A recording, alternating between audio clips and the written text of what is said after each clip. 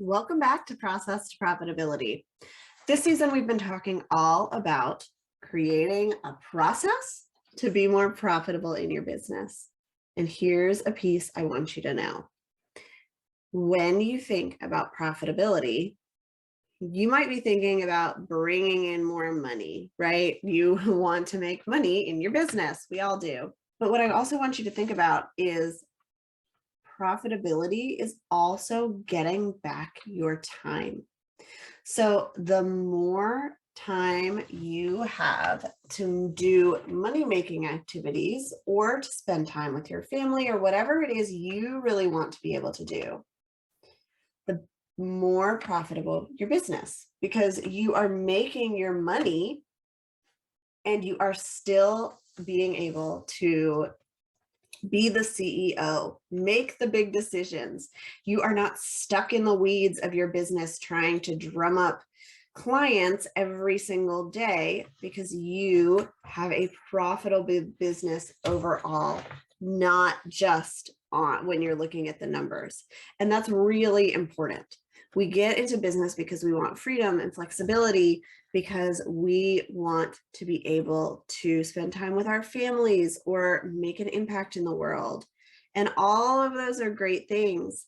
But if you're spending, 20 hours a day trying to keep up with everything that goes into a business, if you're constantly on social media and you're missing out on your kids' lives, or if you have a really high income, but you feel like you're drowning in client work, then you're really not a profitable business in the way that we want to be as entrepreneurs. As a designer, as a business owner, here's what I've noticed. We feel like we need to be involved on every single step of the client journey.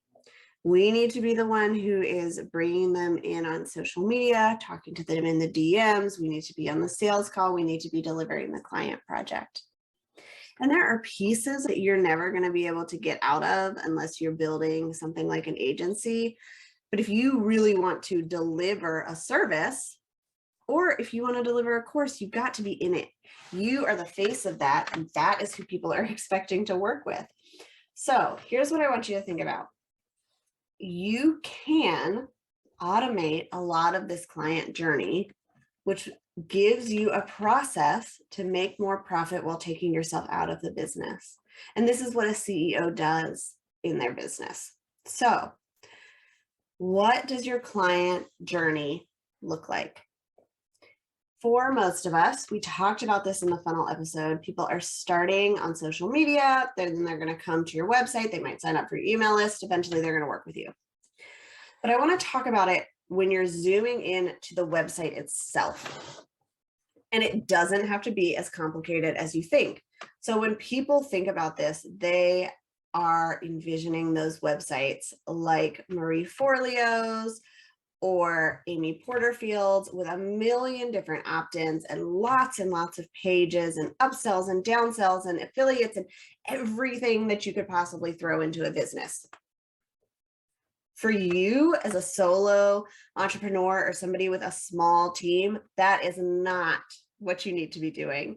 That is not going to be profitable for you because you do not have the bandwidth to do that, and there's no need to do that. If you don't have a course that's bringing in thousands of students every month, you don't need all of that stuff. What you really need is to create a very strategic journey on your website. So here's what I like to do for my clients. We plan out the strategy of their website by number one thing. What is the goal?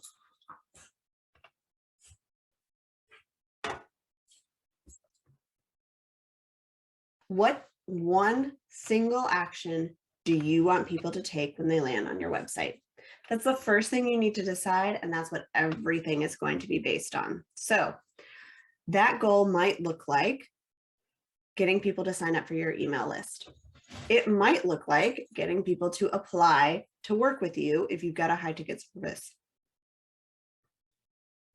It might look like purchasing a product if you have low cost digital products or you sell physical products. It could also look like scheduling a sales call. It might look like taking a quiz to get a result. There's lots of things that that goal can be.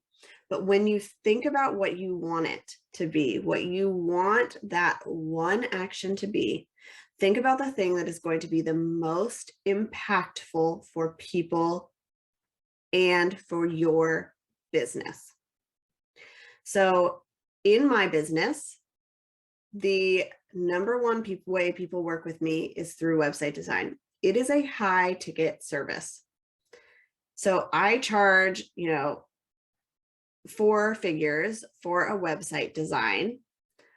People are not going to just hit the buy now button on my site.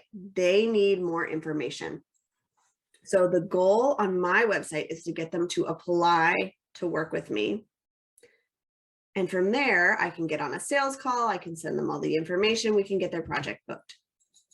If I were to just have a buy now button, it would never convert because nobody is going to spend 4 figures with me having just landed on my website. But if you've got a $47 course that you want to sell that leads into something bigger and it really gives your business a great impact, there's no need for an application. They can put their credit card information in and they can buy it. Same thing with an email list. If you want people to sign up for your email list, you can have them sign up right on your website. Give them the fields right there for name, email, hit submit. The reason that figuring out what that goal is so important is because when you are designing your website, you're moving people towards that goal every step of the way.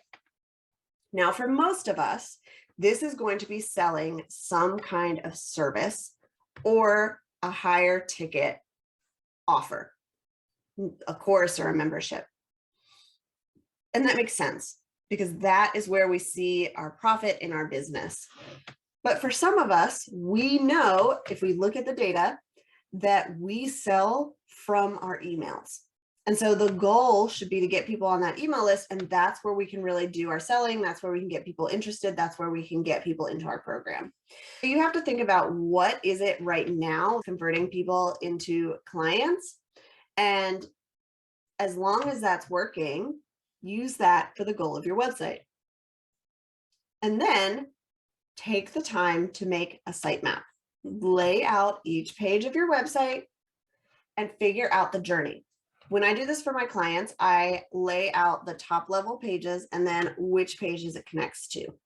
And this really helps them to see what we're doing in our project, but it also helps them to understand when somebody comes to the homepage, we are going to be directing them to this link. When somebody comes to the contact page, the whole goal there is to get them to get in touch with us.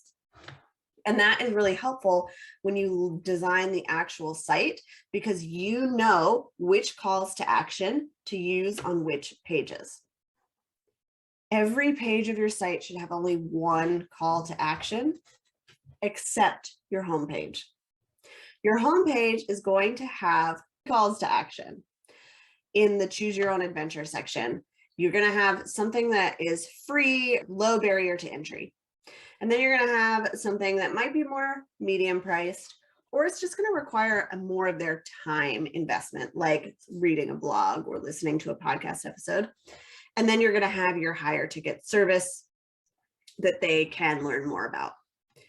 The reason that we do that on the homepage is because if that's the first page somebody is landing on, they're not going to be ready to hire you for a service, but they're going to want to see that it is available.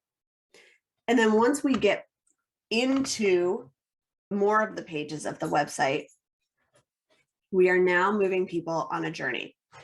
So they land on your homepage.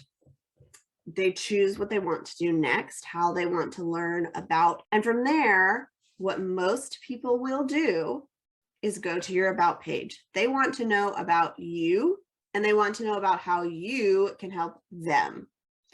So your about page is not just the story of your life. It's not how you started your business. It's really about you and your connection to them.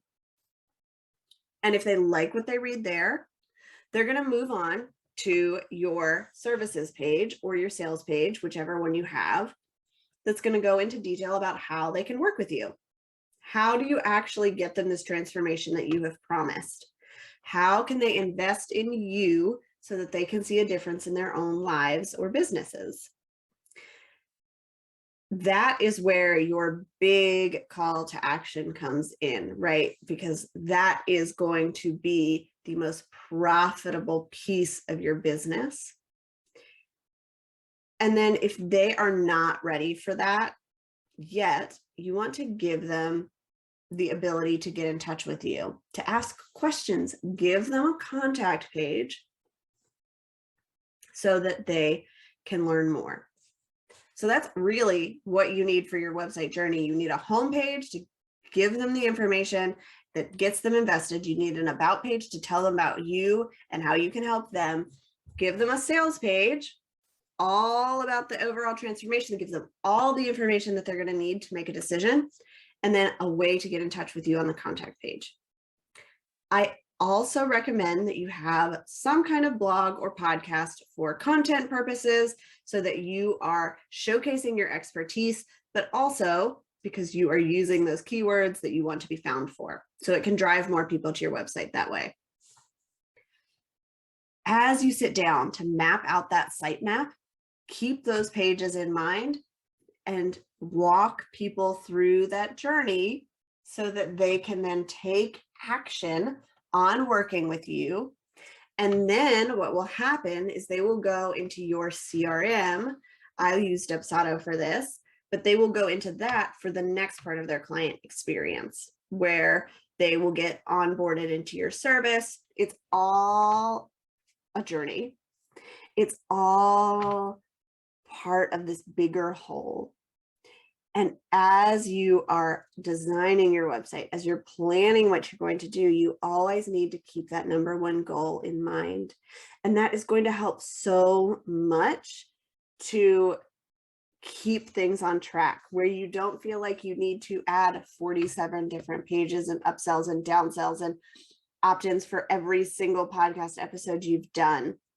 If you know what you want people to do when they learn about your business, if you know what how you want them to work with you, you can design your website to move them towards that goal and let go of everything else. And that's really going to help your business, but it also helps your clients and the people who come to your website, because they know exactly what to expect. They know exactly what you do. They know if you're a good fit, and they know where to go to find more information.